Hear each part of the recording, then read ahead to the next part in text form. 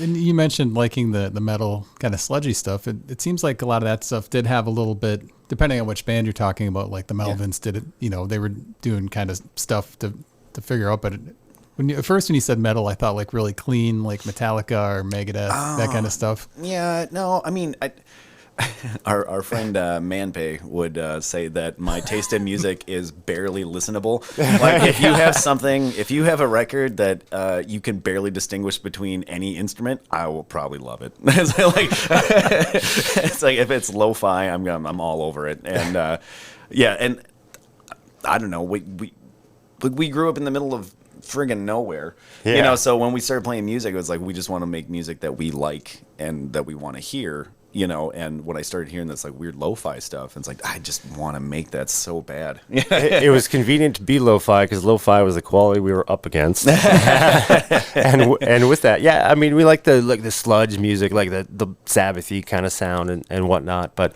we wanted to sound like it was from the 70s. Yeah. Like if you picked it up, you're like, oh, when was this recorded? Oh, it was recorded in 2010.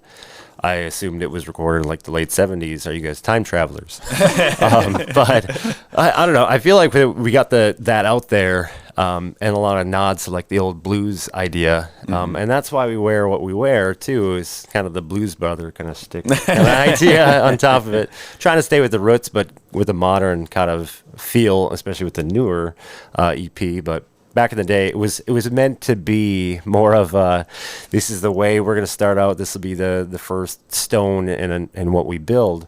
If I may elaborate on the cover art too, on top of it, it's pistols and daggers, and that actually has no definition to it by just looking at the image. But there's a behind meaning that we have tattoos. Yeah. On our arms that we did not get when we made before the record. We had these tattoos, and when we met, we're like, "Oh, forearm tattoo, that's cool." And then we thought, "Hey, what if we turn that into the theme of the record?"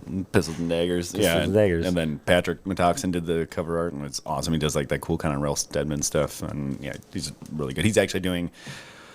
We put the EP out, but we have a full length coming out as well, and he did the artwork for that, and we're keeping that quasi secret. We're like, coming release soon. that, got to keep a little mystique.